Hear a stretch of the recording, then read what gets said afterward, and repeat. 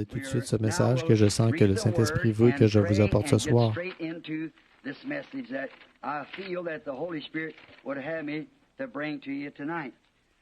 Et maintenant, pendant que nous prenons pour ce sujet que je vais annoncer dans un instant, prenons dans Nombre au chapitre 22, le verset 31. Nombre 22, 31 comme texte. Pendant que vous cherchez le passage, si vous aimez lire, lisez-le ou notez-le.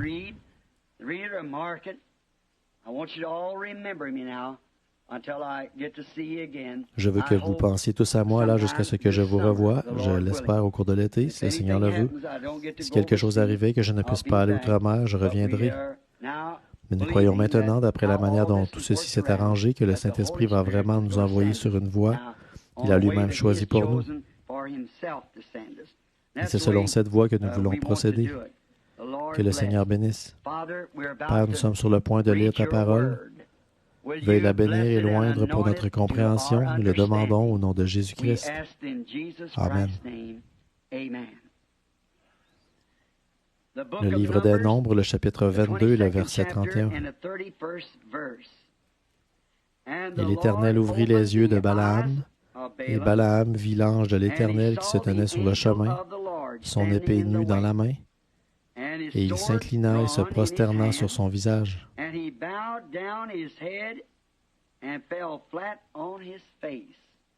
Maintenant, après avoir lu ceci, pour établir le contexte dans lequel cela s'insère, je veux prendre comme sujet, arrive-t-il à Dieu de changer d'avis à propos de sa parole? Voilà tout un sujet, et c'est une grande vérité que nous devons comprendre. Dieu peut-il dire quelque chose et ensuite dire « Je regrette de l'avoir dit » ? Dieu peut-il revenir sur sa parole après l'avoir prononcée? Maintenant, cette déclaration ici, la raison pour laquelle j'ai choisi cette déclaration, c'est que c'est l'une des déclarations de la Bible. Pour un lecteur qui cherche à voir ou qui chercherait à dire que Dieu change effectivement d'avis, ce passage semblerait montrer qu'il a changé d'avis, plus que tout autre passage que je connaisse dans la Bible, parce qu'il a dit une chose à Balaam et qu'ensuite il lui a dit autre chose. Et maintenant, bien des personnes ont cherché à prétendre que Balaam n'était qu'un devin ou quelque chose du genre. Mais Balaam n'était pas un devin. Il était un prophète du Seigneur. Maintenant, nous allons commencer par dessiner un peu la toile de fond du message. Israël faisait route en direction de la Palestine, en provenance de l'Égypte. Et le Seigneur était avec eux. Chaque ennemi qui s'était dressé devant Israël avait été retiré du chemin, car Dieu avait dit qu'il enverrait des frelons devant eux et qu'il chasserait l'ennemi aussi longtemps qu'il marcherait dans l'obéissance à son commandement.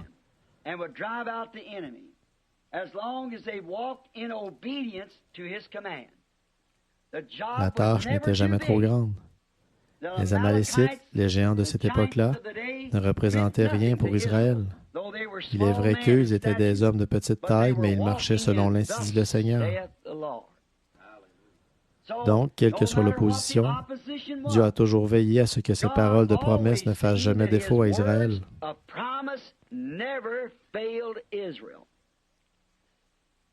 Et l'Israël de l'Ancien Testament est un type de l'épouse du Nouveau Testament, qui sort du monde, qui marche sur la route qui mène à Canaan, ou le Canaan où nous allons, le millénium. Bon, maintenant nous remarquons que Moab, là, est un type de l'Église. Et Moab, il venait de massacrer quelques rois et ils avaient mis en déroute l'ennemi. Ils avaient tout tué, pris possession du pays et s'étaient avancés jusque près de Moab. Or, Moab n'était absolument pas une nation païenne. Moab était une nation qui servait le même Dieu qu'Israël servait. Et le pays de Moab, à l'origine, avait été fondé par le fils de Lot, que celui-ci avait eu de sa propre fille.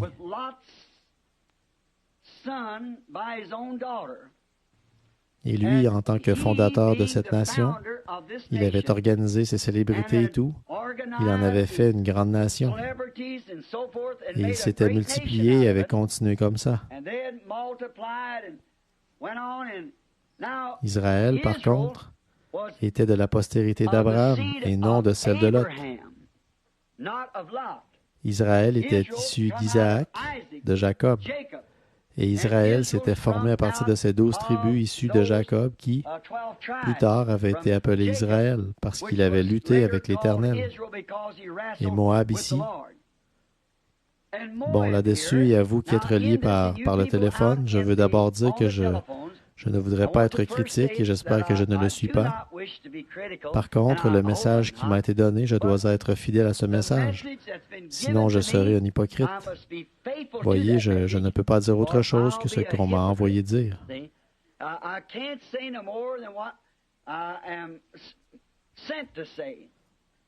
Et ce que je pense, c'est que le grand ennemi de la société chrétienne d'aujourd'hui, ce sont les églises organisées.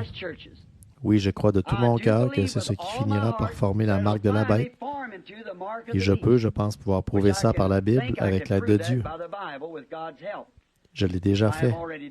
En effet, c'est ce qui formera la marque de la bête par la Fédération des Églises, parce que Dieu n'a jamais, à aucun moment, reconnu une Église ordonnée, une Église organisée.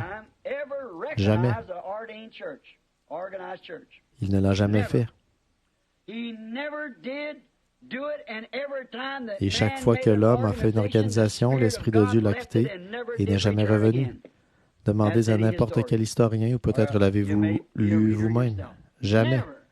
Quand ils sont devenus une organisation, Dieu l'a mise au rencard et c'est là qu'elle est allée et qu'elle est restée à partir de ce moment-là. Le nombre de ses membres a augmenté, mais il n'y a jamais eu de réveil de l'Esprit. Jamais plus. Moab ici en est le type parce qu'ils étaient une nation organisée. Dans leur propre pays, en quelque sorte dans leur dénomination. Et là-bas, ils avaient leur propre religion, et leur religion était la même religion que celle qu'avait Israël. Ils étaient Moabites et ils croyaient en Jéhovah Dieu, mais ils étaient un groupe de gens organisés.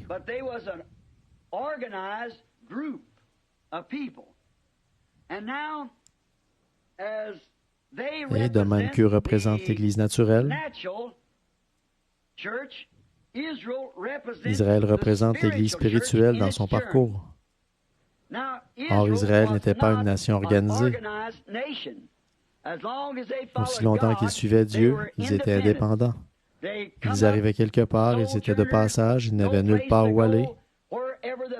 Partout où allait la colonne de feu, ils l'accompagnaient. Ils n'étaient pas une nation organisée. Ils avaient un organisme parmi eux, qu'ils avaient de par la circoncision à la suite de ce commandement de Dieu, mais ils n'étaient pas du tout une nation organisée à ce moment-là. Quand ils ont fini par devenir une nation organisée, c'est là qu'ils sont tombés et qu'ils ont rejeté leur Messie. Et maintenant, nous constatons toujours que, lorsque ces esprits naturels et spirituels, d'églises et d'organisations se rencontrent, il y a toujours un affrontement. Ça n'a jamais manqué. Il y a toujours affrontement. Et la raison de ça, nous voyons que c'est la jalousie qui existe là.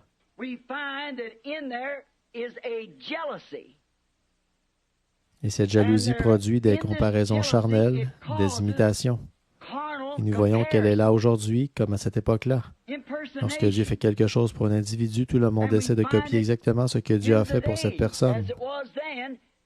When God does something for an individual, everybody tries to copy just like God did for that person. See, it causes a competition. Vous voyez, cela produit une rivalité, ce qui engendre des comportements charnels. Et alors, s'ils ne peuvent pas, l'autre partie, obtenir des résultats spirituels, alors ils s'y prennent par un pouvoir politique ou bien ils y substituent quelque chose pour jeter la confusion dans les esprits, pour entraîner des disciples après eux.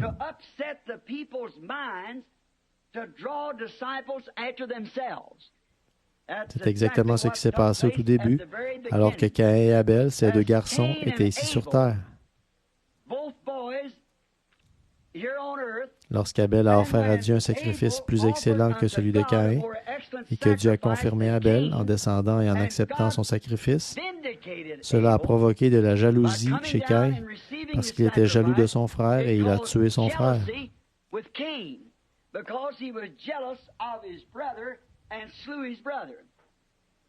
Cela a débuté au commencement alors qu'il y avait là l'homme naturel et l'homme spirituel. Pourtant, Caïn et Abel adoraient le même Dieu. Les deux ont bâti le même genre d'autel, les deux adoraient le même Dieu, dans la même église, au même autel.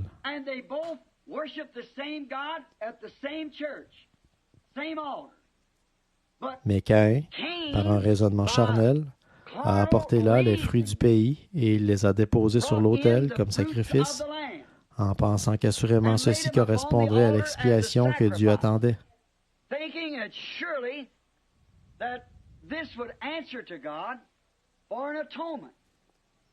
Alors il a dû apporter, comme les gens le pensent aujourd'hui, des pommes, ce qu'Adam et Ève avaient pris, qui avait été la cause du péché. Et quoi encore, il me semble que maintenant, ils disent que c'était une grenade ou quelque chose comme ça, maintenant. Il n'y a pas longtemps, certains disaient que c'était quelque chose d'autre. Mais Abel avait le sacrifice qu'il fallait. Il savait que c'était à cause du sang. C'est pourquoi il a apporté un agneau. Et quand Dieu a accepté le sien, or Abel, c'était par la foi, par révélation, il n'y avait aucun autre moyen. Il n'y avait pas de Bible écrite. Alors vous voyez, le commencement de la justice, c'est la vérité révélée de Dieu. Et l'Église entière du Dieu vivant est bâtie là-dessus. Jésus, un jour, en descendant de la montagne, il a dit à ses disciples, « Qui dit-on que je suis, moi, le Fils de l'homme? » L'un dit que tu es Moïse et l'autre dit que tu es Élie et que tu es Jérémie ou l'un des prophètes. Il a dit, « Mais vous, qui dites-vous que je suis? » C'est là que l'apôtre Pierre, inspiré de Dieu, vivifié par l'Esprit, a fait cette déclaration remarquable. « Tu es le Christ, le Fils du Dieu vivant. » Remarquez cette déclaration. « Tu es heureux, Simon, fils de Jonas, ce ne sont pas la chair et le sang qui t'ont révélé cela. C'est mon Père céleste qui t'a révélé cela. Tu es Simon. Sur ce roc. » Quel roc? Bon, le catholique dit sur Pierre, le roc, la petite pierre. Le protestant, lui, dit sur Christ, le roc. Pas pour contredire, mais c'est sur la révélation que Pierre avait de qui il était. Nul ne peut venir à moi, a dit Jésus, si mon Père ne l'attire. Et tous ceux que le Père m'a donnés viendront à moi. Tu es Christ, le Fils du Dieu vivant. Tu es heureux, Simon, fils de Jonas, la chair et le sang ne t'ont pas révélé cela, et c'est mon Père qui est dans les cieux. Sur ce roc, je bâtirai mon Église, et les portes du séjour des morts ne peuvent prévaloir contre elle. La parole de Dieu révélée par l'Esprit. Remarquez, Abel, par la foi en Dieu, a offert un sacrifice plus excellent. Le croyant charnel, lui, a pensé que c'était l'œuvre de ses propres mains et ses fruits et la belle offrande qu'il apportait, que Dieu accepterait, et cela a provoqué un affrontement. Nous voyons qu'Abraham et Lot ont dû avoir un affrontement. Nous voyons que Moïse et Dathan, Corée, ont eu le même affrontement. Moïse, un prophète qui avait été consacré, qui avait la parole du Seigneur, a confirmé qu'il avait été choisi pour être leur conducteur en cette heure-là, et qu'Abraham avait promis toutes ces choses. Et là, Moïse a fait exactement ce que Dieu avait annoncé qui arriverait. Et Corée, qui était charnel, a voulu former une organisation parmi eux. Il a voulu constituer un groupe d'hommes. Et Dieu ne traite pas avec les gens comme ça. Cela montre là même, dans ce passage de l'Écriture, qui est un type du voyage d'aujourd'hui, que l'organisation n'est pas ce que Dieu établit. Car dès que Corée a fait ça, il a dit à Moïse, « Tu en prends trop sur toi. » En d'autres termes, toute l'Assemblée est sainte. Voyons, tu dis que tu es le seul homme saint. Tu n'as pas le droit de faire une chose pareille. Tu cherches à faire l'important. Nous sommes tous saints. Nous sommes tous des enfants de Dieu. Moïse a simplement tourné la tête et s'est éloigné. Il a dit, « Seigneur, que vais-je faire? » Dieu a dit, « Sépare-toi de lui. J'en ai assez. » Et il l'a englouti dans la terre.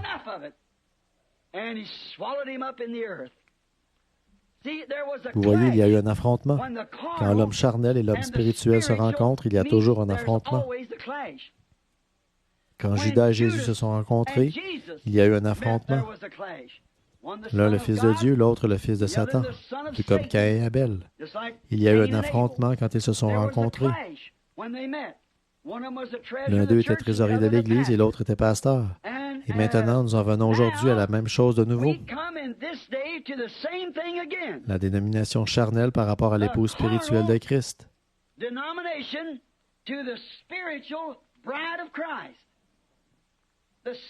L'épouse spirituelle de Christ est tellement différente des organisations charnelles qu'il n'y a aucune comparaison possible entre elles. Maintenant, remarquez, l'homme naturel cherche toujours à copier l'homme spirituel.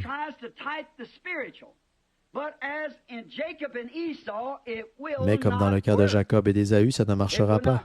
Ça n'a pas marché. Maintenant, pour ce qui est de faire de bonnes œuvres, je crois qu'Ésaü, en fait, était un homme meilleur que Jacob aux yeux des hommes. Il essayait de s'occuper de son papa, celui-ci était aveugle, un prophète, et toutes ces choses qu'il essayait de faire, mais pourtant Ésaü ne considérait pas ces choses uniquement comme des œuvres charnelles. Il pensait pouvoir entrer sur la base de ce qu'il avait fait, en faisant du bien à quelqu'un, ce qui n'était pas mauvais. Mais Jacob, lui, de toute son âme, il désire obtenir ce droit d'aînesse, et c'est ce que Dieu a reconnu en lui comme étant spirituel. Remarquez, et à cause de ça, l'homme naturel a toujours haï l'homme spirituel. À cause de ça, Caïn a haï Abel. À cause de ça, Corée a haï Moïse. À cause de ça, Judas a haï Jésus. Et ça se poursuit de façon ininterrompue. À cause de ça, celui qui est naturel est celui qui est spirituel. Tout comme Caïn, au commencement, a haï Abel, celui dont Dieu avait accepté le sacrifice, et cherche à le détruire. Il cherche même à détruire l'influence. Il cherche à tout détruire parce que ce n'est rien d'autre que de la jalousie. Cela a commencé en Caïn et il a été prouvé que c'était de la jalousie et c'est toujours la même chose aujourd'hui. Quand l'homme naturel, charnel et l'homme spirituel se rencontrent, cela prouve que c'est Satan. Il ne peut pas en être autrement parce que la jalousie vient de Satan. Et alors cela produit une imitation de la vérité, quelqu'un qui essaie d'imiter quelque chose qui n'est pas à quoi il n'a pas été destiné. Mais de ça, combien nous en avons vu en ces derniers jours? Ô combien? Donc, nous voyons que Dieu, qu'il ne change jamais d'avis à propos de sa parole originelle. Mais celui qui l'appelle, c'est celui-là qui l'ordonne. Personne d'autre ne peut prendre cette place-là. Personne ne pouvait prendre la place de Moïse. Peu importe combien de Corée s'élevaient et combien de Dathan, c'était quand même Moïse que Dieu avait appelé. Mais si les gens ne veulent pas marcher dans sa volonté parfaite, il a effectivement une volonté permissive dans laquelle il vous laissera marcher. Remarquez, il le permet, d'accord, mais il fera en sorte que cela concourt à sa gloire dans sa volonté parfaite. Maintenant, si vous aimeriez, tout comme au commencement, ce n'était pas la volonté parfaite de Dieu que les enfants naissent sur terre par le sexe. Non, monsieur. Dieu a créé l'homme de la poussière de la terre. Il a insufflé en lui le souffle de vie. Et celui-ci est devenu une âme vivante. Il a tiré de cet homme une aide. Il lui a fait une épouse. C'était la volonté première et originelle de Dieu. Mais, quand le péché est arrivé et qu'il a fait ce qu'il a fait, alors il a permis à l'homme d'épouser une femme légalement et d'avoir d'elle des enfants. Multipliez et remplissez la terre alors si c'est comme ça que vous voulez vous y prendre. Mais vous voyez, ça n'a jamais été sa volonté parfaite. Par conséquent, toutes ces choses qui ont eu un commencement doivent avoir une fin. Tout péché doit aboutir à l'anéantissement. Tout péché doit être supprimé. Par conséquent, dans le glorieux millénium, quand la résurrection aura lieu, nous n'aurons pas à renaître encore de nos pères et mères. Mais Dieu, comme il l'a fait au commencement, appellera l'homme de la poussière de la terre et son aide avec lui.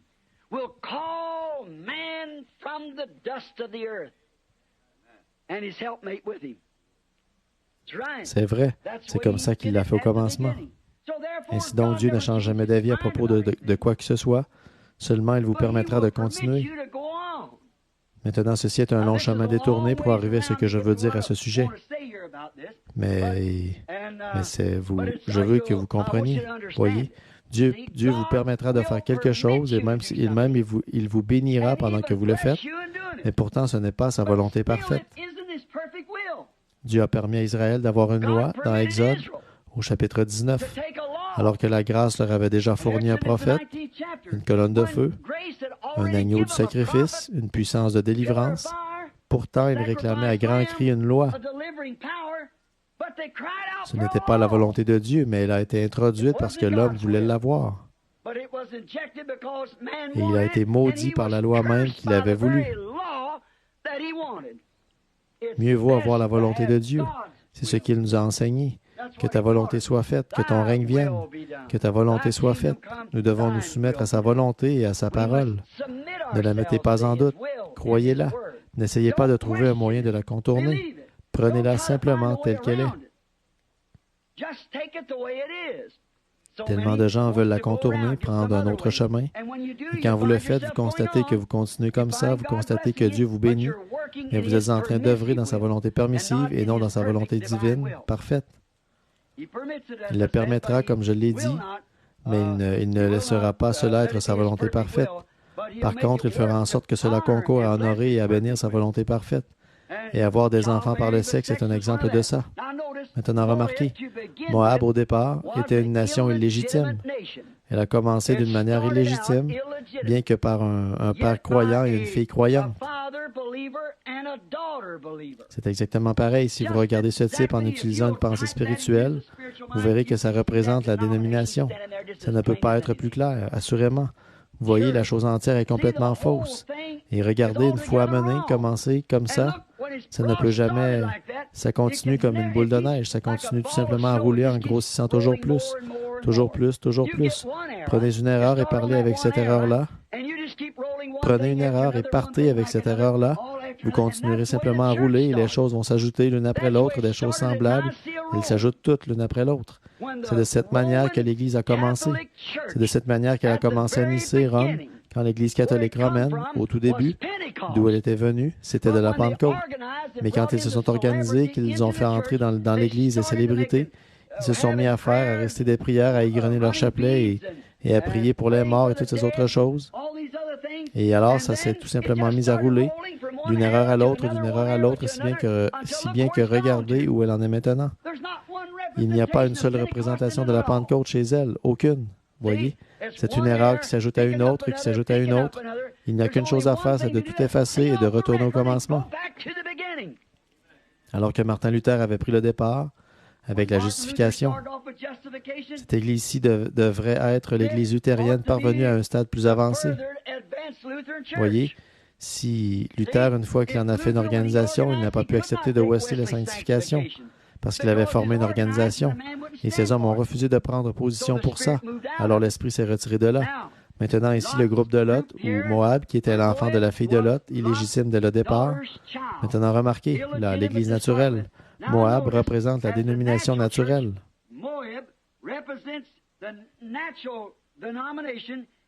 Israël représente l'Église spirituelle.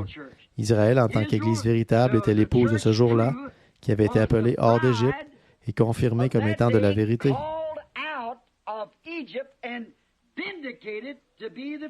Remarquez, quand ces deux-là se sont rencontrés, les deux ont fait le même sacrifice, les deux ont bâti, ont vu cet autel, les deux ont offert des sacrifices purs, des bœufs, et ils ont même offert des béliers, ce qui témoignait qu'un Messie allait venir. Fondamentalement, ils étaient l'un et l'autre exactement pareils. Israël ici en bas dans la vallée, Moab là-haut sur la colline. Moab avec 7 autels, Israël avec 7 autels. Moab avec 7 bœufs, Israël avec 7 bœufs. Moab avec 7 béliers, pour exprimer que le Messie allait venir. Israël avec 7 béliers. Quelle était la différence entre eux? Fondamentalement, l'un et l'autre avaient raison. Mais vous voyez, Moab n'avait pas cette confirmation que Dieu était avec eux. Ils étaient seulement une nation, un groupe de célébrités. Mais Israël, eux, ils avaient un prophète avec eux. Ils avaient un rocher frappé avec eux. Ils avaient une colonne de feu. Ils avaient un serpent d'airain pour la guérison.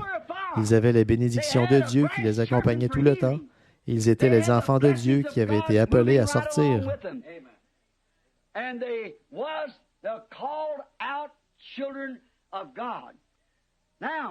Or, nous voyons que c'est un type qui représente de façon vraiment parfaite ici les églises d'aujourd'hui. Moab, eux, ce n'était pas comme ça. Israël n'était que de passage. Ils allaient de lieu en lieu. Quelle que soit la direction que prenait la colonne de feu, ils prenaient la même direction qu'elle. Moab, non, eux, ils étaient bien installés dans leur propre dénomination, là, dans leur propre nation. Ils ne se déplaçaient pas, ils restaient toujours là. Ils avaient leur célébrité, ils décrétaient que les choses devaient se faire de telle façon. Ils avaient leurs guerriers, ils avaient leurs combattants, ils avaient leurs rois qu'ils avaient et dont ils recevaient leurs ordres et ainsi de suite. Mais Moab a vu qu'Israël avait quelque chose qu'eux, ils n'avaient pas. Ils ont vu une formidable puissance au milieu d'Israël et c'était un prophète. Et ce prophète était Moïse. Il savait que lorsque la bataille allait mal, il n'avait qu'à lui soulever les mains et à les maintenir levées. Et la bataille prenait une nouvelle tournure. Donc, comme eux n'avaient pas ça, ils ont essayé de rivaliser en se servant de la politique, d'une influence politique. Ils ont envoyé chercher dans un autre pays un prophète qu'ils ont embauché pour qu'il vienne chez eux, afin qu'eux puissent avoir un prophète et qu'ils aient de la puissance au milieu d'eux, tout comme Israël en avait au milieu d'eux.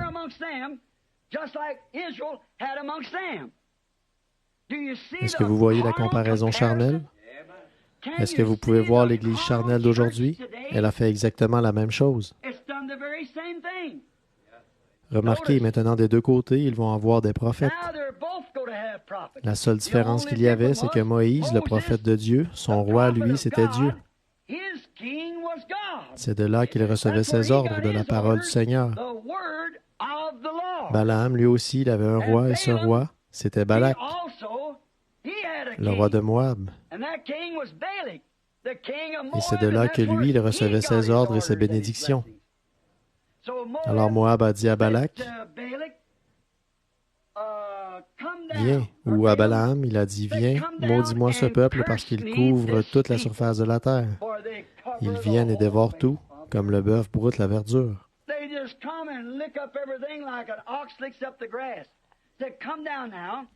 Il a dit, « Viens maintenant. J'ai appris que tu peux maudire, que tu peux bénir, quoi que tu fasses est reconnu. » Maintenant, nous voulons noter que cet homme était un prophète ordonné par Dieu, mais il a vendu son droit d'aînesse pour des motifs politiques.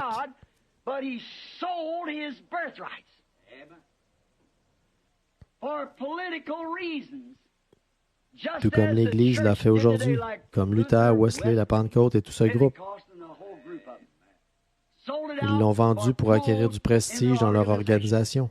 Moïse aux ordres de Dieu, Balaam aux ordres de Balak. Pourtant, ces deux prophètes étaient des hommes appelés de Dieu et les deux étaient spirituels. Remarquez la différence, chacun avait un chef. Celui de Moïse était Dieu, celui de Balaam était Balak. Remarquez ici comment le spirituel est employé pour démontrer que le naturel est faux. Moïse envoyé par Dieu dans l'exercice de ses fonctions, et voilà qu'un autre prophète de Dieu vient le défier. Pouvez-vous imaginer ça? Moïse, appelé de Dieu, ordonné par Dieu, se tenant dans l'ordonnance de Dieu, il se présente au milieu de ce groupe froid et formaliste, et il est défié par un autre prophète de Dieu, ce que Dieu avait béni et ordonné.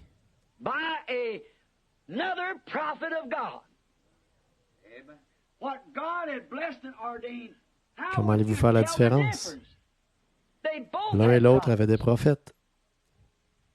Dieu parlait aux deux prophètes. Certains d'entre eux disent, Dieu a dit fais ceci, Dieu a dit fais cela. Or, je ne mets pas sans doute. Mais ce n'est pas dans la ligne de la parole de Dieu. Ce prophète, qu'il soit prophète, peu importe, il n'est pas dans la ligne. Tellement de personnes se laissent tromper par ça. Oh, ce frère peut faire ceci, ce frère peut faire cela, et il nie la parole. Quand je parlerai la langue des hommes et des anges, quand j'aurai des dons jusqu'à transporter des montagnes, quand je distribuerai tous mes biens pour la nourriture des pauvres, je ne suis pourtant rien.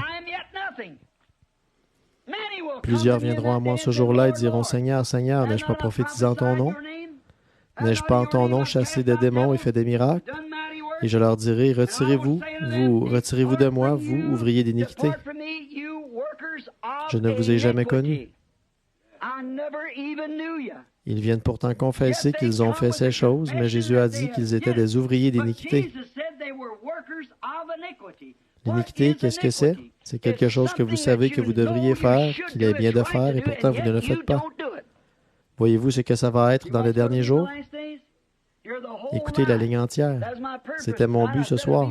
J'ai dit que je serais sorti à 21h, mais je vais dépasser un peu peut-être. Regardez, c'était là tout mon but, de vous montrer cette ligne-ci par la parole de Dieu. Vous voyez que Dieu doit tenir sa parole afin de rester Dieu. Maintenant, nous remarquons qu'ils étaient tous les deux des hommes spirituels, les deux étaient prophètes, les deux étaient appelés. Et Moïse, tout à fait dans l'exercice de ses fonctions, avec une colonne de feu de nouveau devant lui chaque jour avec l'Esprit de Dieu sur lui, dans l'exercice de ses fonctions. Voici qu'arrive un autre serviteur de Dieu, appelé de Dieu, ordonné par Dieu, un prophète à qui vient la parole de Dieu.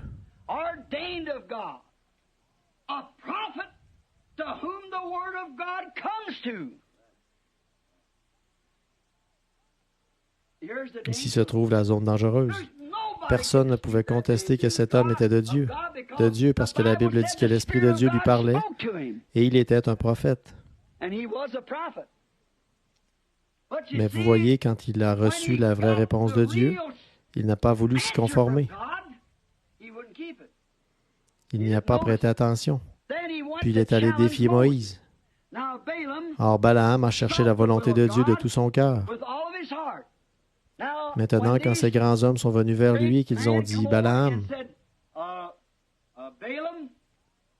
le roi Balak t'envoie chercher pour que tu viennes vers lui immédiatement et que tu maudisses ce peuple d'Israël, parce qu'ils se sont disséminés sur toute la surface de la terre et que maintenant ils campent contre moi. Ils ont dévoré chaque royaume alentour ou en dessous d'eux. Et maintenant, nous voulons que tu viennes et que tu maudisses ce peuple. Parce que j'ai appris que si tu maudis quelqu'un, il est maudit. » Bon, vous voyez, il était un homme de Dieu. Ce que tu bénis est béni. Il était bien un serviteur de Dieu. Et alors Balaam, étant prophète, s'est dit, « Je n'ai qu'une seule chose à faire, c'est de chercher la volonté de Dieu. »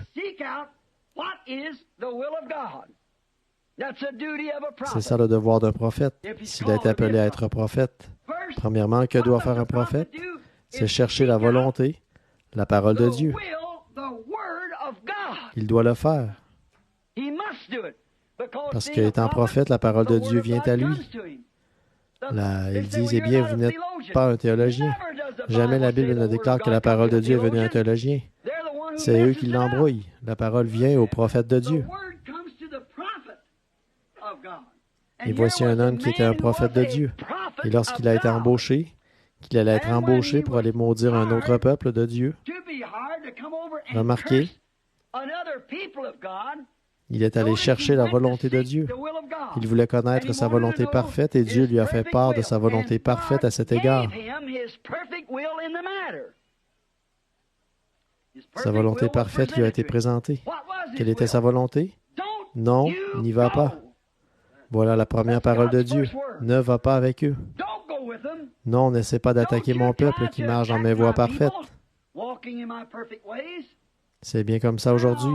Ils cherchent querelle, ils veulent contester et tout le reste quand ils voient l'Esprit de Dieu agir au milieu de vous. Et ils essaient depuis des années de l'étouffer. Mais plus ils essaient de l'étouffer, plus cela grandit. Vous ne pouvez pas maudire ce que Dieu a béni. Vous ne pouvez vraiment pas. Vous ne pouvez vraiment pas le faire. Donc, vous voyez, c'était le peuple de Dieu. Or, ce prophète, même s'il était là-bas et qu'il avait été embauché par le roi, qu'il travaillait parmi les célébrités et tout,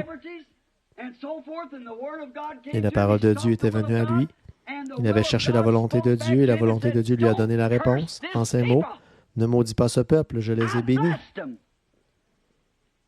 Alors, il n'y a pas un seul théologien sous le ciel qui puisse nier que ce message que nous prêchons est exactement la parole de Dieu qui vient juste à temps.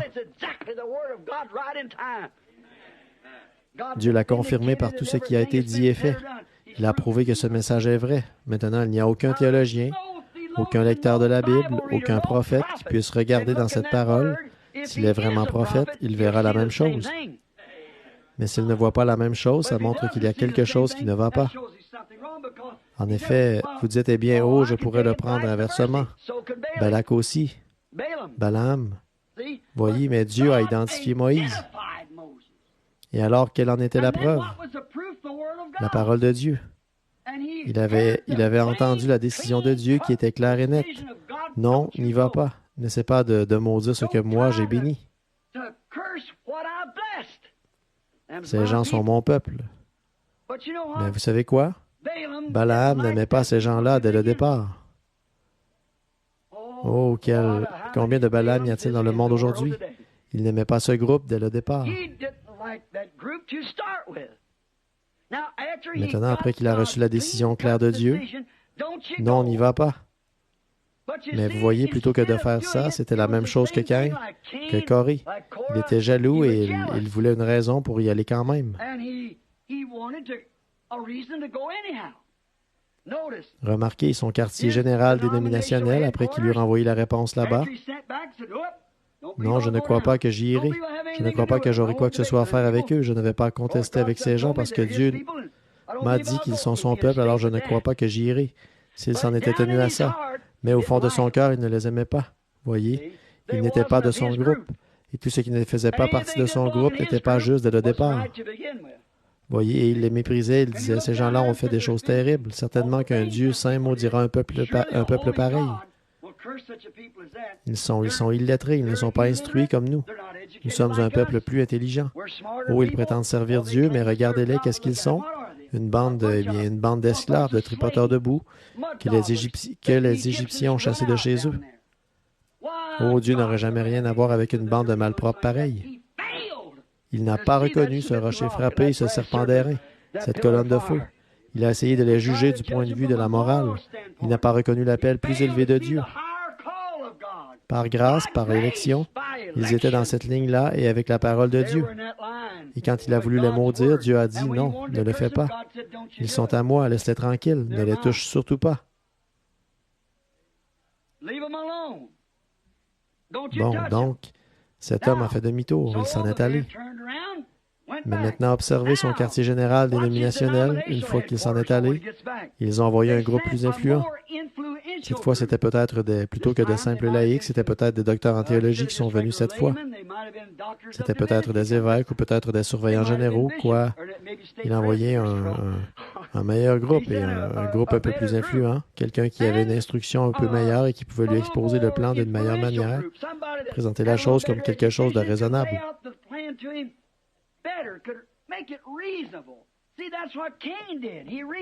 Vous voyez, c'est ce que Caïn a fait, il a raisonné. C'est ce que Corée a fait, il a raisonné.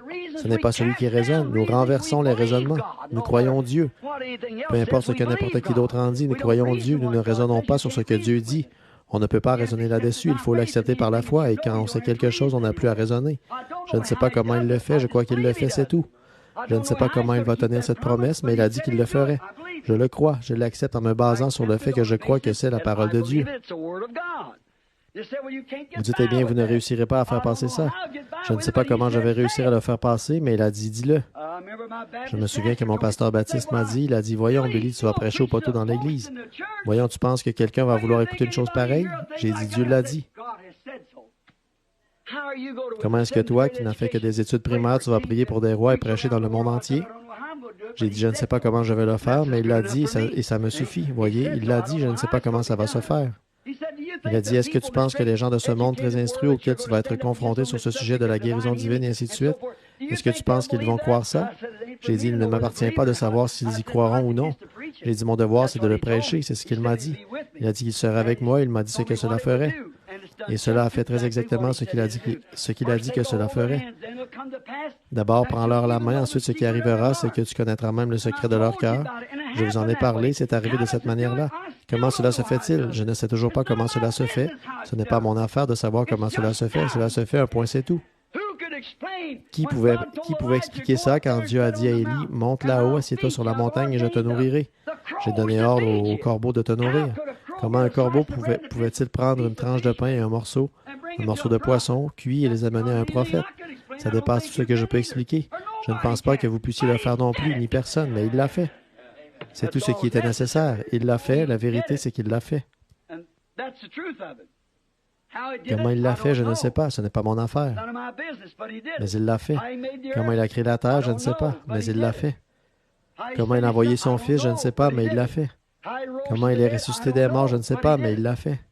Comment a-t-il fait pour me sauver, je ne sais pas, mais il l'a fait. C'est vrai. Comment a-t-il fait pour vous sauver? Je ne pourrais pas vous le dire, mais il l'a fait. Comment a-t-il fait pour me guérir? Je ne sais pas, mais il l'a fait. Il a promis qu'il le ferait, et il tient sa parole. Or, Balaam aurait dû savoir ça, et en fait, il le savait bien. Remarquez, ce groupe meilleur, plus influent, est venu, et en quoi était-il meilleur? Ils avaient de meilleurs cadeaux. Et pas seulement ça, ils ont pu lui donner plus d'argent, et ils lui ont offert une meilleure position. Maintenant, en plus d'être un ministre ordinaire dans l'organisation, nous allons faire de toi un surveillant régional. Tu vois, là, nous allons faire quelque chose pour toi, à condition que tu chasses de là ce groupe de gens. Tu vois, que tu arrêtes ça. Oh, ils lui ont offert une position importante. Il a dit, plus tu bénis. Il a dit, tu sais, je peux te faire obtenir une promotion. Regardez d'où il reçoit ses paroles, du chef de la nation. Moïse, lui, d'où recevait-il ses paroles? Du roi du ciel. D'une part, la parole de la promesse de Dieu. Je vous emmènerai au pays promis et nul ne tiendra contre vous. J'enverrai des frelons devant vous et je les chasserai de tous côtés. Et vous allez prendre possession du pays. Je vous l'ai déjà donné. Allez-y, emparez-vous-en, prenez-en possession. Il vous appartient. Alors vous voyez, c'est lui que Moïse écoutait. Cet homme aussi, il écoutait jusqu'au moment où il s'est agi de quelque chose dont il était jaloux dans son cœur, et alors c'est là qu'il s'en est remis à son chef ecclésiastique. Voyez? Remarquez une meilleure position. Il a dit, sais-tu que je peux te faire obtenir une promotion? Je vais te promouvoir à une meilleure position. Je vais faire plus pour toi. Je vais augmenter ta paye. Je vais te donner une augmentation de salaire. Et quand il lui a offert toutes ces choses, ça l'a aveuglé. Combien de Balaam y a-t-il dans le monde aujourd'hui? Qui, à cause d'une meilleure position, d'une meilleure église, de la promesse de quelque chose,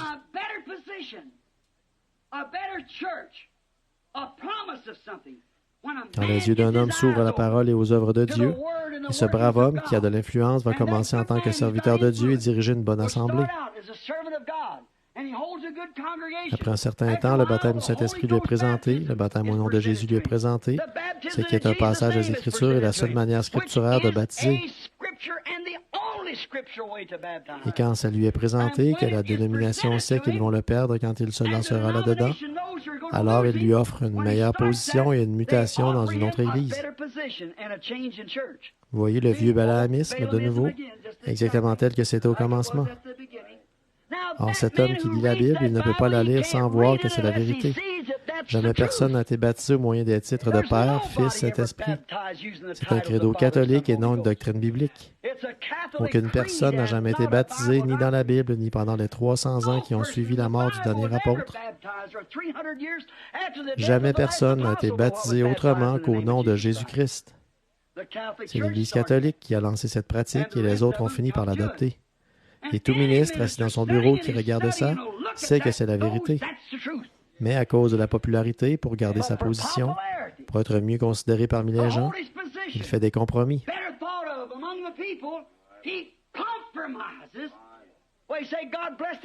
Eh bien, dites-vous, Dieu l'a béni.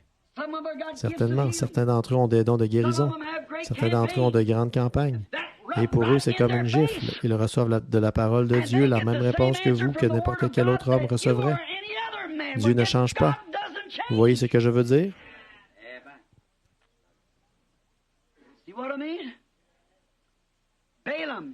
Balaam, pour obtenir une meilleure position, qu'il s'est dit.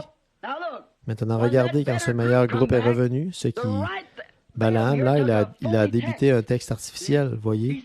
Il a dit, le meilleur groupe est revenu. Il aurait dû dire, hors de ma présence. Je vous ai déjà rapporté la parole de Dieu. Allez-vous-en.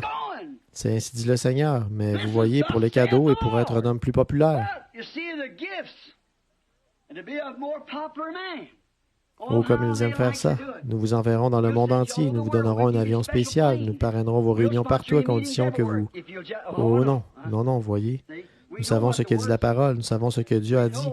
Nous allons nous en tenir à ça avec l'aide de Dieu. Voyez.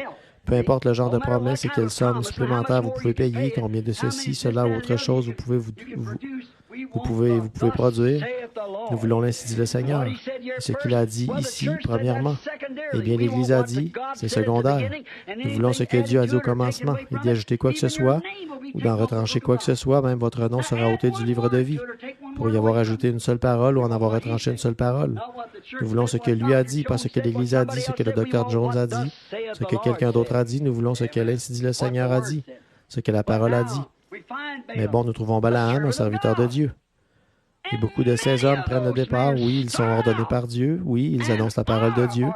Beaucoup de choses, mais pour ce qui est de la vérité entière, ça, ils ne veulent pas. Remarquez ceci en tant que prophète de Dieu. Dès le départ, il n'aurait pas dû se faire prendre dans un groupe comme celui-là. Il n'aurait pas dû aller avec eux.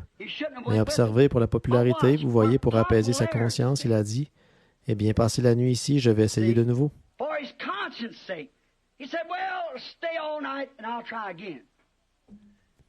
Vous voyez, je vais essayer de nouveau. Pourquoi veux-tu essayer de nouveau? Dieu lui avait déjà dit ce qu'il fallait dire. Dieu avait dit, dis-leur que tu n'y vas pas. C'est sa parole originelle. Je n'y vais pas. Non, on n'y va pas. Ne maudis pas ce que j'ai béni. Maintenant, observez comment ça s'est retourné contre lui quelque temps après. Voyez, et ça le fera chaque fois. Quand Dieu dit quelque chose, ce qu'il dit, c'est sérieux. Il ne change pas d'avis à ce propos. Il s'en tient strictement à sa parole. Peu importe ce que quelqu'un d'autre dit, il s'en tient strictement à cette parole. Or, Balaam aurait dû savoir à quoi s'en tenir. Il aurait dû se retirer de ces gens. Tous ces beaux cadeaux et la promesse que ce roi avait faite. Tu sais que je peux le faire. Je suis l'évêque. Je peux faire tout ce que je veux. Et je vais te faire avoir une promotion à condition que tu viennes faire ça pour moi. Dieu lui avait déjà dit, ne le fais pas. Mais pourtant, Balaam a dit, passez la nuit ici et je vais essayer de nouveau. Vous voyez, il avait la parole. Il n'y a plus à discuter. Dieu l'a déjà dit. Un groupe comme celui-là, ils vont toujours vous convaincre d'abandonner la volonté de Dieu si vous les laissez faire. Une fois, un groupe est venu vers un prophète qui s'appelait Job. Lui, ils n'ont pas réussi à le dissuader. Il avait vu la chose en vision. Il savait ce qui était vrai. Balaam avait vu la chose en vision et malgré tout, il ne s'en est pas tenu à cela. Peu importe le nombre de fois où des groupes de son Église lui ont dit « Oh Job, tu devrais faire ceci, tu devrais faire cela. » Même sa femme, il lui a dit « Tu parles comme une insensée. » Voyez, je sais ce que le Seigneur a dit, je sais ce qu'il exigeait et c'est ce que j'ai fait. Vous voyez, il s'en est tenu à ce que Dieu lui avait dit. Remarquez Balaam qui a débité ce texte artificiel pour apaiser sa conscience. Voyez, il a dit « Eh bien, je vais voir ce qu'il en est. Je vais essayer de nouveau. » Maintenant, c'est là que vous empruntez la voie secondaire. Combien de Balaam avons-nous ce soir qui aiment utiliser Matthieu 28, 19 comme texte artificiel, juste pour apaiser leur conscience? Combien veulent utiliser Malachie 4 pour apaiser leur conscience? Combien veulent utiliser Luc 17, 30 juste pour apaiser leur conscience? Combien veulent utiliser ces choses, cependant? Eh bien, je vais vous dire une chose, je crois qu'ils sont complètement brouillés là-dessus. Et voilà Balaam qui cherche à dire, il se pourrait peut-être que Dieu se soit embrouillé. Je vais essayer de nouveau, vous voyez, voir ce qu'il a dit. Or, il connaît votre cœur. Remarquez, Balaam a débité ce texte artificiel pour apaiser sa conscience.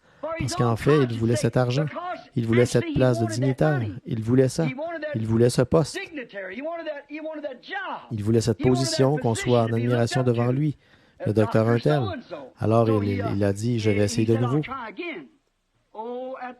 Oh, aux Balaam qui sont dans le monde ce soir, à qui on a promis des positions, la popularité. Oh là là, ils endorment leur conscience avec ces choses. À cause de leur dénomination qui dit, si vous faites ça, on vous met dehors. Je sais que vous êtes un brave homme et nous vous aimons. Et c'est effectivement un brave homme. Nous vous aimons.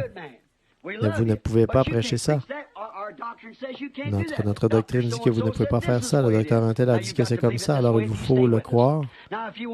Comme ça, si vous restez parmi nous. Maintenant, si vous le voulez, je sais que vous avez eu des difficultés. Eh bien, je vais voir si je peux vous obtenir une promotion. Peut-être une mutation dans une autre église. Oh, espèce de Balaam, quand tu connais la volonté de Dieu, fais-la. Dieu ne va pas changer d'avis, non. Quelque chose qui lui permettrait de laisser la vérité de côté à cause de sa commission. Il a dit, eh bien, je vais essayer de nouveau. Remarquez les Balaam qu'il y a. Donc maintenant, souvenez-vous, quand il est venu, la deuxième nuit avec cette grande célébrité, déjà sa conscience était émoussée et endormie. Dieu l'a laissé partir. Or, Dieu n'a jamais changé d'avis, mais il lui a donné sa volonté permissive. Alors, vas-y. Mais il l'a constaté, ça ne marchera pas. Dieu savait ce qu'il y avait dans le cœur de Balaam. Bien que celui-ci soit prophète, il savait qu'il haïssait ses exaltés et qu'il allait vouloir quand même les maudire. Et Dieu lui avait déjà dit de ne pas le faire, mais pourtant il est venu, il voulait le faire de nouveau, alors Dieu l'a laissé faire. Dieu a dit, vas-y, maintenant souvenez-vous, il n'a jamais changé d'avis. Remarquez, il les maudire, c'est ce qu'il désirait. Les gens qu'il avait étiquetés comme fanatiques, il voulait les maudire. Il voulait une position. Il ne voulait pas perdre son temps avec eux. Alors il s'est dit que s'il pouvait faire son petit numéro pour le roi, alors il obtiendrait une promotion. Dieu n'a jamais changé d'avis ni changé sa parole. Mais il vous donnera ce que désire son cœur, votre cœur. Il l'a promis. Vous savez ça? Il a promis de vous donner ce que votre cœur désire, alors que votre désir soit la parole de Dieu. Que votre désir soit sa volonté, jamais votre propre volonté, sa volonté. Si vous lui demandez quelque chose et qu'il ne vous le donne pas, dites merci Seigneur, tu sais ce qui est bon.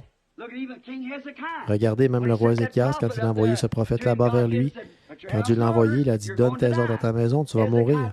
Ézéchias a tourné son visage contre le mur et a pleuré amèrement. Il a dit, Seigneur Dieu, je te demande d'avoir égard à moi. J'ai marché devant ta face avec intégrité de cœur. Je voudrais que tu me laisses vivre 15 ans de plus.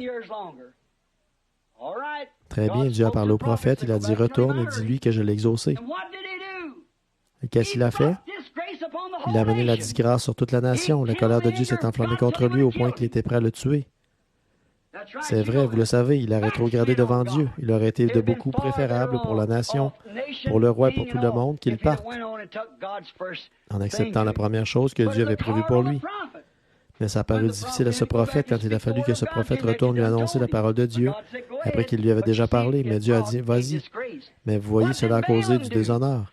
Qu'est-ce que Balaam a fait après avoir connu la volonté de Dieu? Malgré tout, il a persisté. Il voulait quand même le faire. Et qu'est-ce que ça a produit? Remarquez, il n'a jamais changé d'avis. Il savait ce qu'il y avait dans son cœur. Vous savez, Thomas, une fois, il n'arrivait vraiment pas à y croire. Non, il a dit, non, je n'arrive pas à croire ça. Si je pouvais mettre ma main dans son côté, la mettre là où étaient les clous dans ses mains, eh bien alors je croirais alors. Il a dit, viens ici, Thomas, tu vois. Maintenant, mets tes mains ici. Là-haut, Thomas a dit à ce moment-là, c'est mon Seigneur et mon Dieu. Il a dit, oui, tu as vu et maintenant tu le crois. Combien plus grande sera la récompense de ceux qui n'ont jamais vu et qui croient quand même. Parfois, les gens ne veulent pas recevoir le Saint-Esprit à moins qu'ils parlent en langue. Je crois au parler en langue, certainement, il est un Dieu bon. Il vous donnera ce que votre cœur désire. Et peu importe combien vous parlez en langue, si vous niez cette parole, vous avez tort de toute façon, voyez. Vous voyez, ce n'est pas le parler en langue qui vous fait entrer, c'est le fait de garder chaque parole qui vous fait entrer. Voilà la preuve du Saint-Esprit quand vous croyez la parole de Dieu, voyez. Je crois au parler en langue, je crois que vous pouvez être vivifié, comme je l'ai dit ce matin, à tel point que vous parlerez dans une nouvelle langue. Je l'ai fait moi-même et je sais que c'est la vérité. Je sais que c'est vrai, mais ce n'est pas le signe que vous êtes un enfant de Dieu sélectionné. Voyez, absolument pas. Il n'a jamais dit, plusieurs viendront à moi et diront, Seigneur, n'ai-je pas prophétisé, fais toutes ces grandes choses par ton nom? Il dira, retirez-vous de moi, vous qui commettez l'iniquité. Je ne vous ai jamais connu. Vous parlez en langue et puis vous refusez d'être baptisé au nom de Jésus-Christ. Il y a quelque chose qui cloche quelque part. Oh oui, n'importe laquelle de ces choses, n'importe lequel des ordres que Dieu a donnés, il y a quelque chose qui cloche. Sondez donc votre conscience et voyez ce que la Bible dit. Indiquez-moi un endroit où quelqu'un a été baptisé au nom du Père, Fils, Saint-Esprit. Voyez, il n'y en a pas.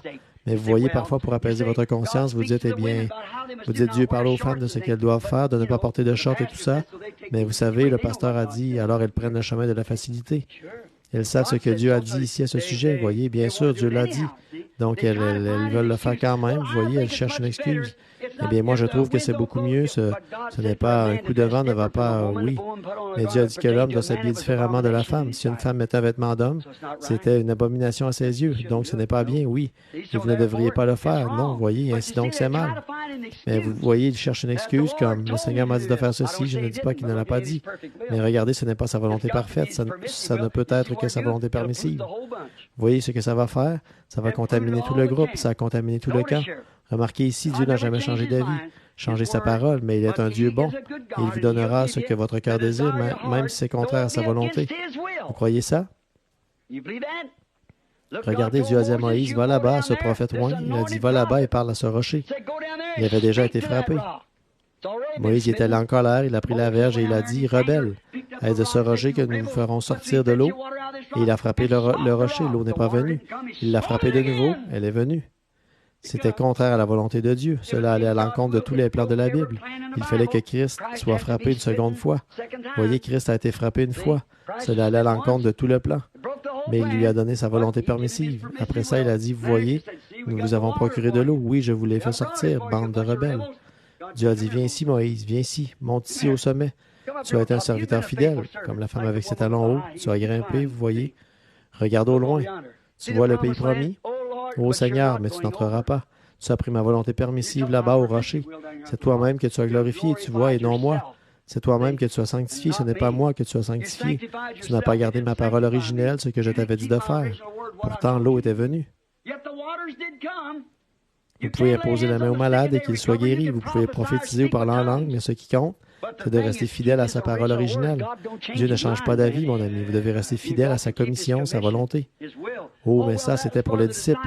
Il ne change pas. S'il a encore un disciple, c'est la même commission. Allez par tout le monde et prêchez l'Évangile. Voici les signes qui accompagneront ceux qui auront cru. Cela n'a jamais changé. Il ne peut pas changer. Maintenant, vous pouvez dire, eh bien, je vais vous dire une chose, ça ne s'applique pas aujourd'hui. Ô espèce de Balaamite, vous voyez, Dieu ne change pas. Il est le même hier, aujourd'hui, éternellement. Regardez donc les Balaamites d'aujourd'hui. Oh, je sais que dans la Bible, ils baptisaient au nom de Jésus, mais regardez tous les gens, peu importe ce que les gens ont fait, il n'y a sous le ciel aucun autre nom qui a été donné parmi les hommes par lequel vous puissiez être sauvés. Aucune rémission des péchés si ce n'est par le nom de Jésus-Christ. Quoi que ce soit, combien vous êtes bon, ce que vous faites, ça n'a absolument rien à voir. Il s'agit de la parole originelle de Dieu. Vous devez vous en tenir à elle. Phew. Très bien. L'obéissance à sa parole vaut mieux que les sacrifices. Vous vous souvenez de la fois où Saül est revenu? Balaam avait un don de foi et il aurait pu l'utiliser au profit de la parole parfaite et originelle de Dieu. Beaucoup d'hommes sur le champ de travail aujourd'hui qui ont des dons de guérison pourraient faire la même chose. Beaucoup d'hommes ici, des gens qui parlent en langue, des gens qui prophétisent, qui ont un don, pourraient l'utiliser pour le royaume de Dieu, mais ils ne le font pas. Ils prennent, et Dieu les bénit quand même, ils obtiennent la volonté permissive. Mais à cause de la popularité, des plaisirs, de gains personnels, ils ont vendu leur droit d'aînesse. Comme Ésaü l'a fait, vous voyez, ils se sont livrés entièrement à une organisation. Livrés entièrement comme Balaam l'a fait. Voyez, tant de personnes font aujourd'hui la même chose. Nous savons que c'est vrai, elles vendent leur droit d'aînesse. Des femmes qui professent avoir le Saint-Esprit portent des shorts. Des hommes leur permettent de monter en chair, des femmes aux cheveux coupés. Derrière la chair, le visage maquillé en tenue ecclésiastique. La plus grosse pierre d'achoppement que l'Église ait jamais eue. Si vous voulez savoir sur le plan des pouvoirs politiques quelle heure il est dans l'âge du royaume, regardez où en sont les Juifs. Observez comment sont les Juifs parce qu'ils sont une nation. Si vous voulez savoir où en sont les nations, observez les Juifs. Si vous voulez savoir où en est l'Église, observez les femmes. Observez la moralité chez les femmes parce qu'elle est une représentation de l'Église. Quand vous voyez la souillure chez les femmes, vous trouvez la souillure dans l'Église. Ce qu'elle est devenue, une Jézabel peinturlurée, exactement ce que l'Église est devenue. Voyez? Or, c'est la vérité, ça, et vous le savez. Voyez, et si vous voulez savoir où en est l'Église, observez la moralité chez vos femmes. Parce qu'elle est, l'Église est une femme. Si vous voulez connaître la situation nationale, observez les Juifs. Remarquez comme Dieu l'a dit à Balaam après que celui-ci avait entendu la décision bien claire, la parole, n'y va pas. Oui, il lui a dit ensuite, après qu'il a vu ce que dans son cœur il voulait faire. Il lui a donné sa volonté permissive, donc il lui a dit, vas-y. Et vous pouvez faire la même chose si vous ne voulez pas marcher dans la vérité. Vous pouvez partir et avoir un grand ministère, certainement que vous le pouvez, mais vous prenez sa volonté permissive, vous passez outre à sa parole. Il vous fera prospérer, certainement. C'est comme il l'a fait dans le cas de Balaam, il a eu du succès, mais il n'a pas pu maudire ce peuple, il n'a pas pu le faire. En effet, chaque fois qu'il s'apprêtait à maudire, il bénissait. Vous voyez, il n'a pas pu le faire, mais là où il a réussi sa grande réalisation, c'est qu'il a enseigné à ces gens, par l'intermédiaire de Balak, à commettre adultère. Il a fait venir le camp d'Israël et il les a poussés à se marier entre eux. Il a dit, voyons, nous sommes tous un. Voyons, vous avez adoré le même Dieu. Nous avons un prophète ici et vous autres, vous avez un prophète là-bas. Nous avons le même sacrifice, le même Jéhovah que nos pères. Maintenant, pourquoi ne viendriez-vous pas tous vous associer à nous? La Bible dit, ne vous unissez pas avec les incroyants. Ne vous mettez pas sous un joug avec eux, pas du tout. S'ils n'y croient pas, tenez-vous loin d'eux. Voyez, sortez, séparez-vous, dit le Seigneur, et je vous accueillerai. Voyez, ne touchez pas à leurs choses impures. C'est vrai. Leur souillure contre la parole et tout ça, tenez-vous éloigné de ça. N'écoutez pas ça. Et ici, nous constatons que Balaam est allé là-bas et qu'il s'est mis à enseigner aux gens. Et il était dans l'égarement. Et il a suivi la voie de Balaam, sa manière de faire. Et il a enseigné à Balak, et les enfants d'Israël ont commis adultère. Et une plaie a frappé la nation d'Israël, les gens, et des milliers d'entre eux sont morts en un seul jour. Et pendant qu'ils étaient tous là à prier devant l'autel de Dieu, un Israélite est venu avec une Madianite, une femme d'une dénomination, et ils sont entrés dans la tente. Alors le fils du sacrificateur s'est avancé, il a pris une lance et il les a tués tous les deux. Et cela a arrêté la colère de Dieu. Vous savez que c'est l'Écriture, pas vrai? Voyez? Mais qu'est-ce qui s'était passé? Balaam, il avait réussi à affaiblir Israël. Qu'est-ce qu'il avait fait? Il avait affaibli leur camp. Dieu l'avait laissé aller là-bas affaiblir leur camp et cela a contaminé tout le camp. Et quand une doctrine prend naissance qui n'est pas la vérité biblique, cela contamine tout le camp. Quelqu'un qui se lève avec une idée différente comme Corée qui dit, eh bien, ceci, cela est autre chose et moi j'ai une idée différente, cela contamine tout le camp. Et c'est ce qui est arrivé à tout le camp de l'Église aujourd'hui, c'est vrai. En enseignant comme il l'a fait, cela affaiblit tout le camp pour ceux qui allaient venir. Kadesh Barnéa, la confrontation avec la parole. Quand ils sont arrivés à Kadesh Barnéa, alors le camp était affaibli. Ils sont revenus, ils y étaient allés juste après. Souvenez-vous, ils avaient mangé de la nourriture d'ange. Ils avaient la parole de Dieu manifestée chaque soir. Et ils avaient mangé cette nourriture, ils avaient bu au rocher. Tous, ils avaient vu les miracles, ils avaient observé Moïse, ils avaient vu sa parole. Ils avaient vu ses prophéties, tout. Et alors, finalement, quand ils ont écouté ce faux docteur qui s'est introduit parmi eux et les a mal enseignés, il a affaibli le camp et ça lui a permis d'avoir du succès. Il a peut-être construit des édifices valant $1 million. Il a peut-être eu de grandes dénominations. Il a peut-être ajouté des milliers et des milliers de personnes et accompli de grandes œuvres, des œuvres puissantes, et il était prophète. C'est bien, mais tant que ce n'est pas conforme à la parole de Dieu, mieux vaut vous tenir éloigné de ça. Dieu ne change pas d'avis, tenez-vous-en strictement à sa parole, parce que c'est ce qui va déclarer à la fin. C'est ce qui va se déclarer à la fin, la parole, mot pour mot. Quiconque en retranchera une seule parole ou y ajoutera une seule parole, cette parole doit rester telle qu'elle. Maintenant, écoutez attentivement, là, quand le test de la parole est arrivé, quand ils sont entrés là et qu'ils ont vu que l'opposition était très forte, l'opposition la plus forte qu'ils aient jamais vue, les Amalécites étaient 10 fois leur taille. Ils ont dit, nous sommes comme des sauterelles. Leurs clôtures ou leurs villes sont entourées de remparts si larges qu'ils peuvent y faire des courses de chars, avec 2 chars de front qui roulent à toute vitesse sur les remparts, vous voyez, de leur ville. Tenez, leurs lances sont si grandes. Leurs lances sont si grandes, elles sont longues. Et ce sont des géants, eh bien, nous sommes comme des sauterelles, nous ne pouvons pas y arriver. Les 2 hommes s'en sont tenus à cette parole, Caleb et Josué, ils ont dit un instant. Vous, les 2 millions de personnes, taisez-vous un instant.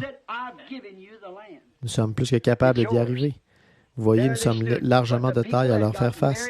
Sur quoi s'appuyait-il? Dieu avait dit, je vous ai donné le pays, il vous appartient.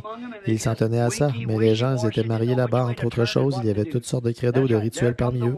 Ils étaient tellement faibles, tellement mous, qu'ils ne savaient pas quelle direction prendre, ni ce qu'il fallait faire.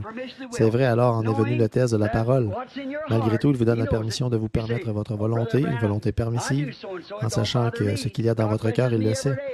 Vous dites, eh bien, Frère Branham, je fais telle et telle chose, ça ne me dérange pas.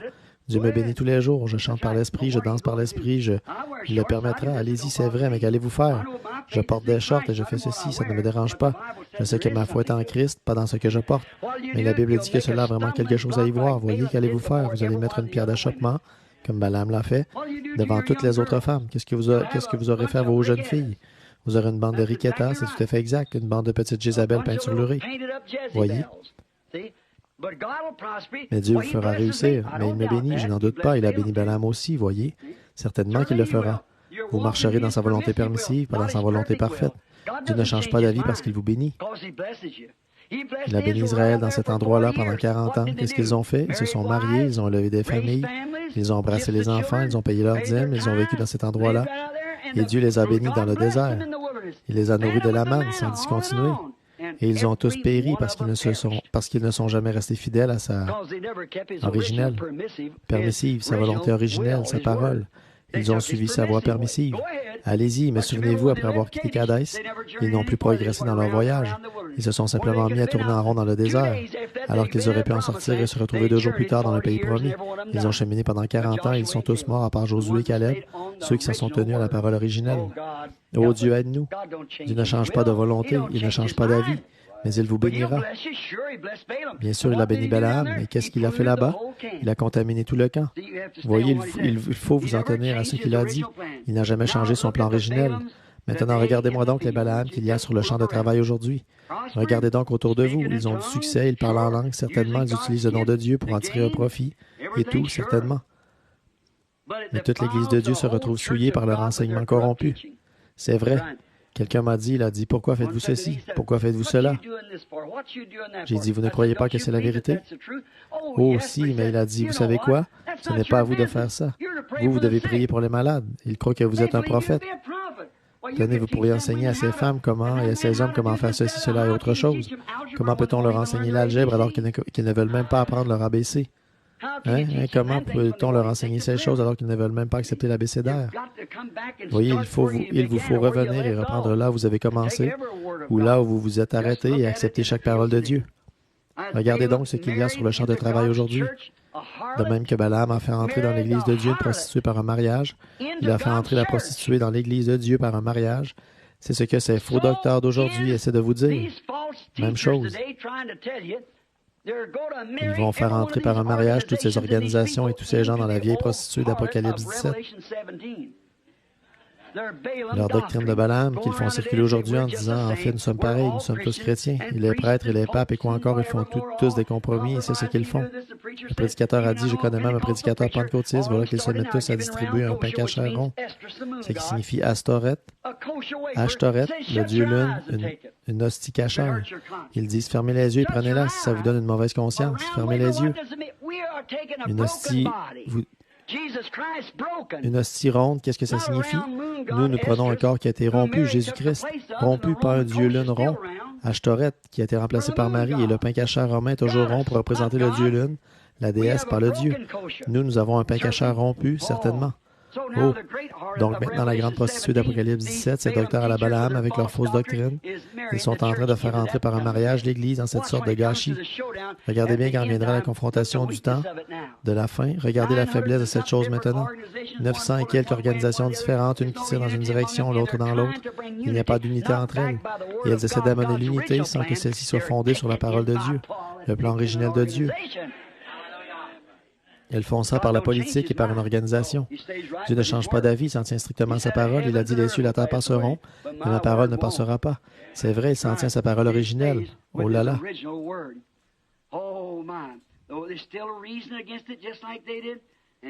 Bien qu'il raisonne toujours contre elle, tout comme eux l'avaient fait, et il n'y a qu'une seule chose à faire, il ne la changera pas. Croyez seulement, en effet, les cieux et la terre passeront tous deux. Sa parole ne faillira jamais. Voyez? Vous voyez dans quoi vous entrez par ce mariage? Vous voyez la politique et tout, de quelle manière ils essaient de rassembler l'Église en faisant de la politique dans l'Église? Nous ne sommes pas unis à Christ par la politique. Nous sommes unis, l'Église, à Christ par le baptême du Saint-Esprit. Et le moyen pour vous de reconnaître le baptême du Saint-Esprit, c'est que l'Esprit qui est en vous identifie chaque parole de Dieu comme étant la vérité. C'est vrai, car quiconque en retranchera une seule parole ou y ajoutera une seule parole, sa part sera retranchée du livre de vie.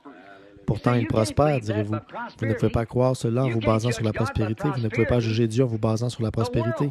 Le monde prospère. Balaam a prospéré grâce à ça. Mais frère, jugez Dieu en vous basant sur sa parole. Il tient sa parole et l'identifie comme étant la vérité. Donc, souvenez-vous, mon ami, aussi longtemps que vous vivrez, surtout n'oubliez jamais ceci. Dieu ne change pas d'avis. Pourtant, il bénira. Il vous laissera agir selon sa volonté permissive, mais il ne changera pas d'avis. Il ne changera pas son plan. Il ne changera pas sa parole pour vous. Non, monsieur.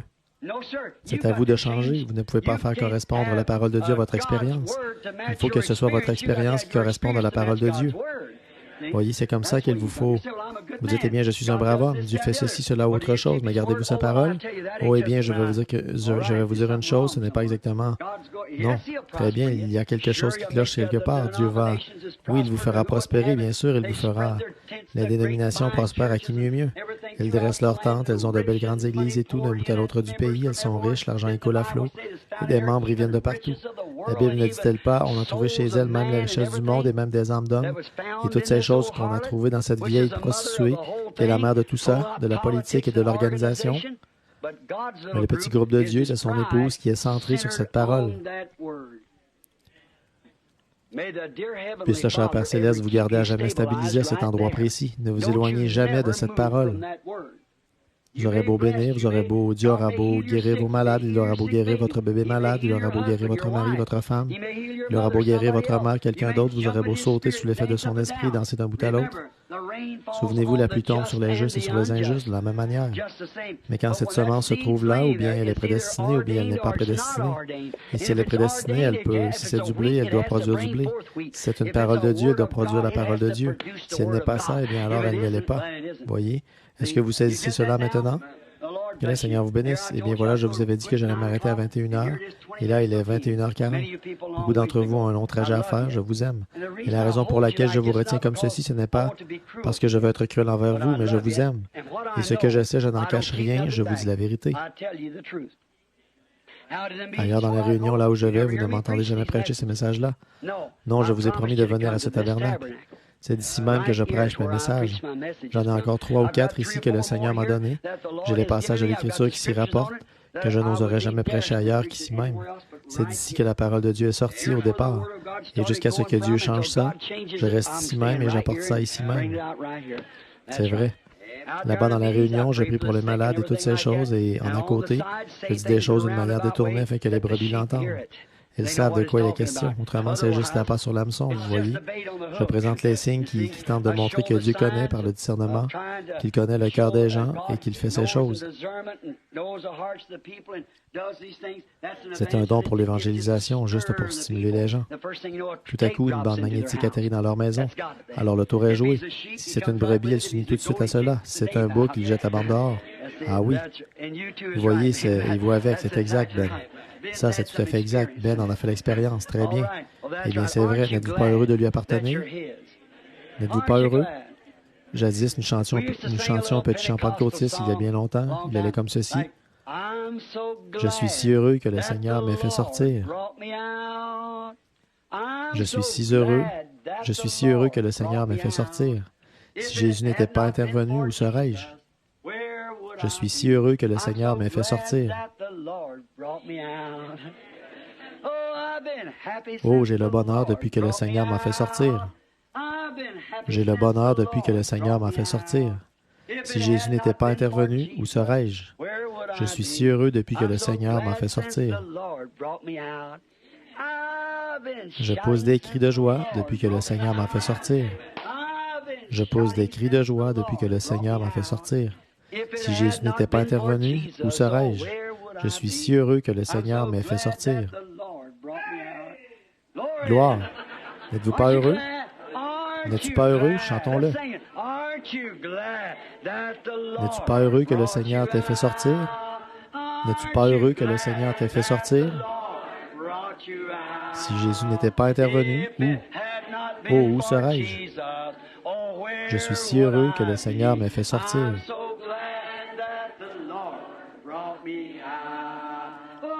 Eh bien, je chante depuis que le Seigneur m'a fait sortir. Je chante depuis que le Seigneur m'a fait sortir. Si Jésus n'était pas intervenu, oh, où serais-je? Je suis si heureux que le Seigneur m'ait fait sortir. N'êtes-vous pas heureux de cela? Alors nous marcherons dans la lumière. Vous connaissez ce chant? Oui, nous marcherons dans la lumière.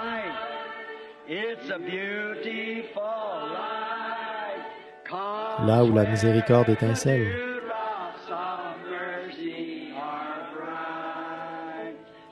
Brille autour de nous le jour et la nuit. Ô Jésus, la lumière du monde. N'aimez-vous pas ça? Chantons-le de nouveau. Oui, nous marcherons dans la lumière.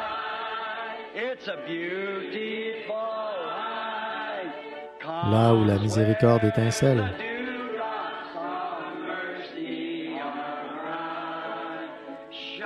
Brille autour de nous le jour et la nuit. Ô Jésus, la lumière du monde. C'est le lever du soleil. Vous tous, saints de la lumière, proclamez.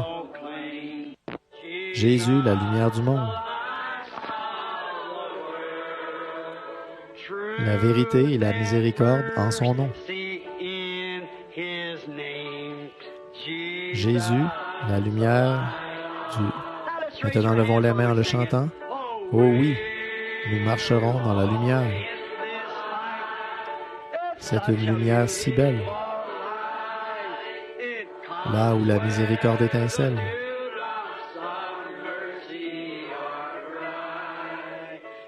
Brille autour de nous, le jour et la nuit. Jésus, la lumière du monde. Serrez-vous la main les uns les autres. Oh, là où la miséricorde étincelle. N'êtes-vous pas heureux d'être des enfants de la lumière? Le Fils s'est levé. Autour de nous, le jour et la nuit. Petits enfants, aimez-vous les uns les autres. La lumière du monde. Oh oui, nous marcherons dans la lumière. C'est une lumière, la manifestation de sa parole, là où la miséricorde étincelle.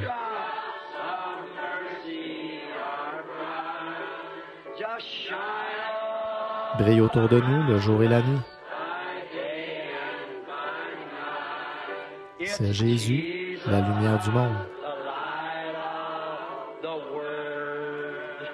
Vous le croyez tous? Nous marchons vers Sion.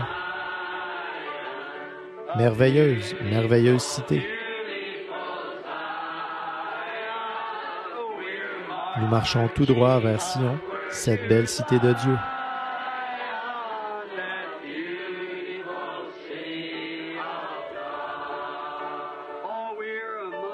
Oh, nous marchons vers Sion, merveilleuse, merveilleuse cité.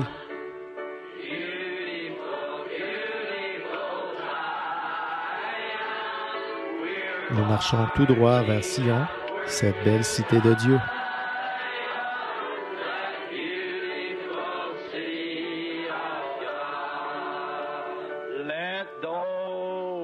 Que ceux qui n'ont jamais connu notre Dieu refusent de chanter.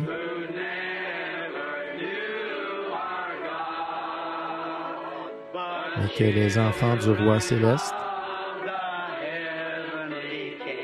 mais que les enfants du Roi céleste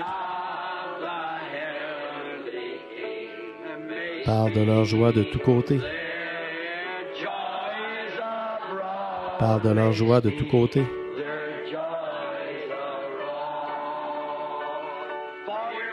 Car nous marchons. Gloire. Merveilleuse, merveilleuse cité. Nous marchons tout droit vers Sion, cette belle cité de Dieu.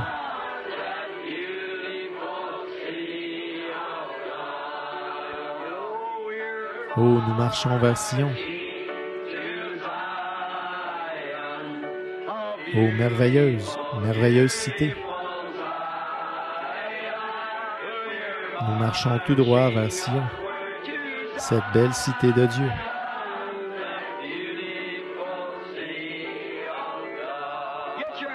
Sortez votre mouchoir. Prenez votre mouchoir un instant.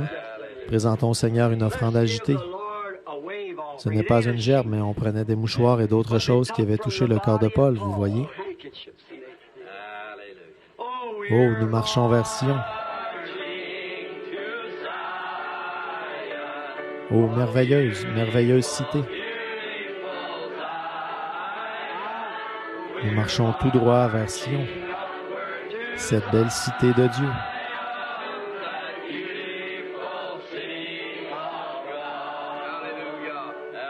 Oh, nous marchons vers Sion. Oh, merveilleuse, merveilleuse cité.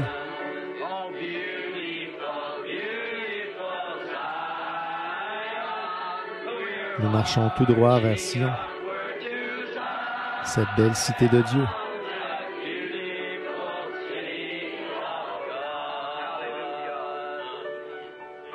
Amen. Oh, vous vous sentez bien comme ça, n'est-ce pas? Je peux me représenter ces vieux saints autrefois qui s'apprêtaient à entrer là dans le cirque romain. Ils se mettaient à gravir cette colline, vous savez, ils montaient cette petite rampe qui conduisait à la fosse aux lions, tout en disant « Oh, nous marchons vers Sion, merveilleuse, merveilleuse cité. »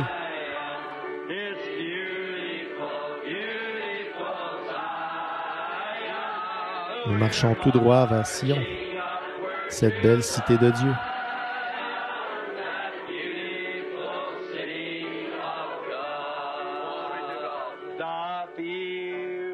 Les champs de Sion produisent 1000 douceurs sacrées.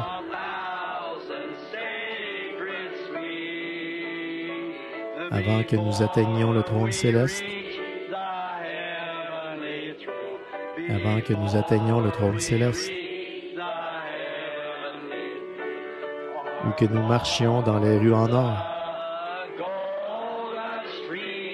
ou que nous marchions dans les rues en or.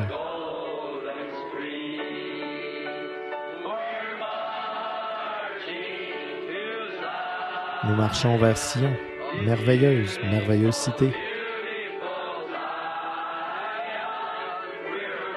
Nous marchons tout droit vers Sion, cette belle cité de Dieu.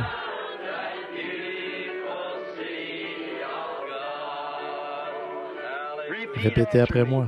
Seigneur Dieu, je renouvelle mon engagement envers toi. Purifie-moi de toute injustice. Purifie-moi de tout doute à l'égard de ta parole. Fais qu'à partir de ce jour de Pâques, je sois une nouvelle créature en Jésus-Christ, que je porte dans mon cœur ta parole, qu'elle soit une lampe à mes pieds qui éclairera mon sentier. À partir de maintenant, je te suivrai. Au nom de Jésus. Amen. Nous marchons vers Sion. Ô merveilleuse, merveilleuse cité. Nous marchons tout droit vers Sion, cette belle cité de Dieu.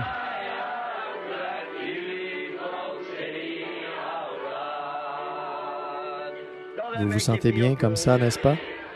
Nous nous sommes engagés à nouveau, en sachant que dans nos cœurs, nous avons été vivifiés d'entre les morts, rendus vivants. Vous vous sentez bien comme ça, n'est-ce pas? Oh là là, je vous aime d'un amour sans fin. Écoutez, aimez-vous les uns les autres. En effet, vous ne pouvez pas avoir de l'aversion pour votre frère que vous voyez et dire que vous aimez Dieu que vous n'avez pas vu. Voyez donc, aimez-vous les uns les autres. Alors, en vous servant les uns les autres, vous servez Dieu, pas vrai? Ce que vous faites au plus petit de ceux qui ont la puissance vivifiante en eux, c'est à moi que vous l'avez fait. Quand avons-nous vu dans le besoin? Quand avons-nous rendu visite en prison? Quand avons-nous fait ces choses? Ce que vous leur avez fait, c'est à moi que vous l'avez fait. N'est-ce pas merveilleux? Je l'aime, pas vous? Oh, il y a encore un cantique qu'il nous faut chanter si vous avez encore une minute de plus. Oh, eh bien, on va simplement les prendre. Très bien. Bon, très bien. Oh, revêt-toi du nom de Jésus. N'oubliez pas ça, mes amis. Maintenant, chantons-le tous. Chacun ensemble maintenant, tous dans le même cœur. Offrez-lui ça. Allons-y avec tout ce qui est en nous. Revêt-toi du nom de Jésus. Ô toi, enfant de tristesse.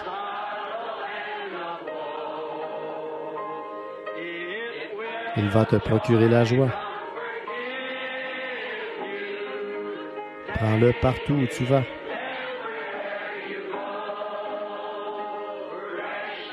Précieux nom. Nom si doux. Espoir de la terre, joie du ciel. Précieux nom. Nom si doux. Espoir de la terre, joie du ciel. Maintenant, souvenez-vous, priez pour moi quand souffleront les vents brûlants de la persécution, quand les démons lanceront des défis de tous côtés. Je me souviendrai que vous priez pour moi nuit et jour et je prierai pour vous. Épaulez votre bon pasteur, Frère Neville, et l'associé, Frère Capps. Écoutez-les. Ils vous enseigneront la parole de vie. Je le crois. Si je ne le croyais pas, certainement que je ne les aurais pas ici. Certainement pas. Je crois qu'ils croient le message et qu'ils s'y tiennent de leur mieux, et j'ai foi en ces deux hommes. Restez avec eux.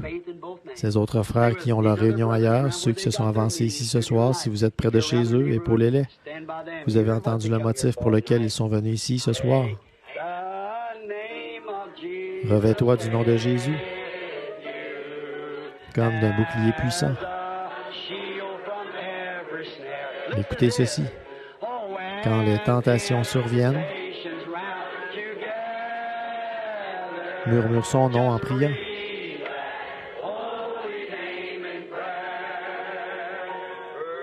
Précieux nom, précieux nom, nom si doux, nom si doux. Espoir de Dieu bien-aimé, guéris ces gens. Je te prie, Père, au nom de Jésus, accorde-le, Seigneur, je te prie.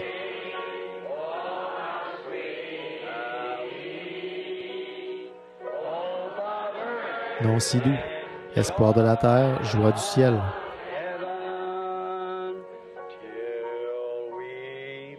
Jusqu'à ce que nous nous revoyions. Réunis aux pieds de Jésus.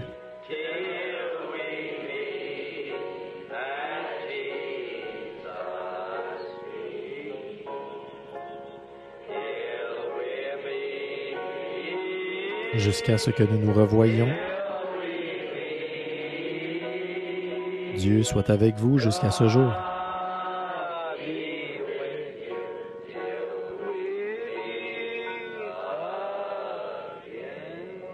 Maintenant, inclinons la tête.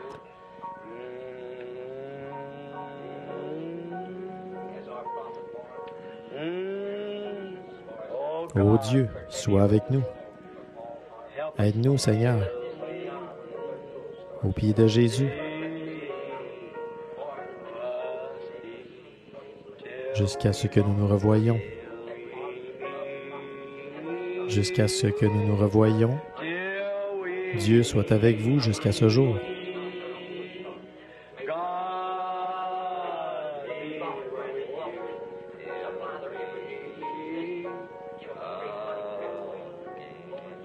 C'est vraiment ma prière. Jusqu'à ce que nous nous revoyions, que Dieu vous bénisse. Et maintenant, je vais demander à notre précieux frère Neville s'il veut bien congédier cette belle assemblée. Dieu vous aime chacun. Je suis tellement reconnaissant d'avoir des gens comme vous. Que serait mon message si je n'avais personne qui le croit? Et certains ici, vous seriez prêts à donner votre vie pour cela, pour ce message que nous avons reçu. Que Dieu vous aide chacun. Mes prières sont avec vous. Mes bénédictions accompagnent chacun de vous. Puissiez-vous ne pas oublier que vous êtes une partie de cette résurrection. La puissance vivifiante est maintenant en vous. Tout est réglé. Vous êtes l'enfant de Dieu. Inclinons la tête en attendant que Frère Neville termine la réunion et que Dieu vous bénisse.